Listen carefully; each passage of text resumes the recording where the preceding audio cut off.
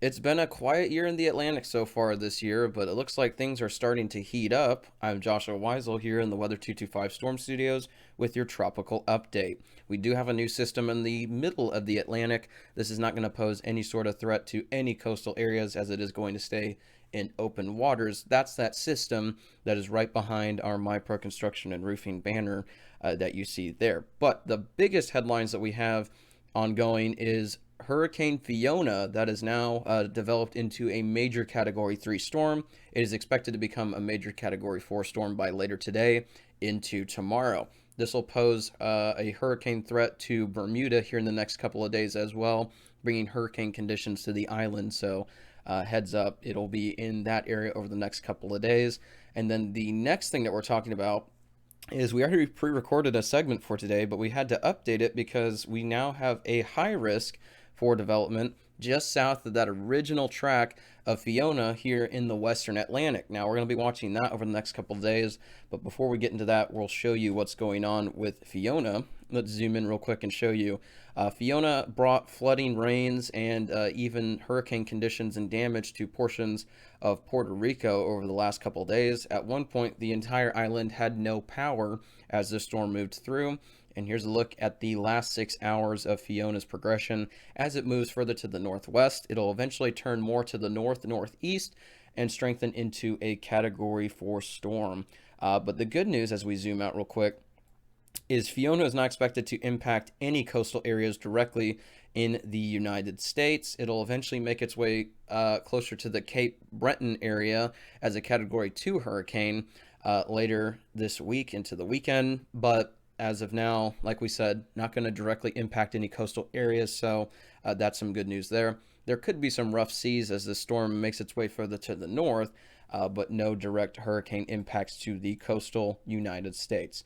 Now, moving on to this area to the south, we're keeping a close eye on this storm, or a cluster of storms that is trying to get its act together to form potentially a tropical cyclone.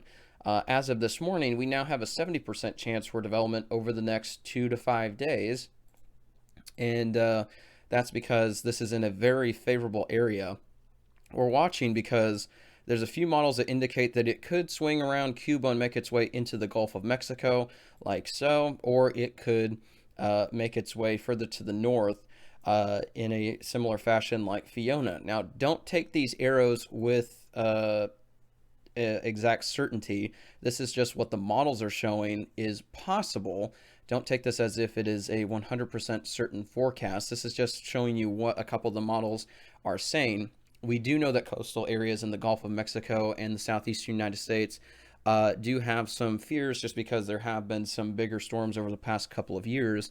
So we want to let you know there is potential development that could develop over the next 2 to 5 days. It is a high risk, but there is going to be a lot of hype around the forecast for this storm.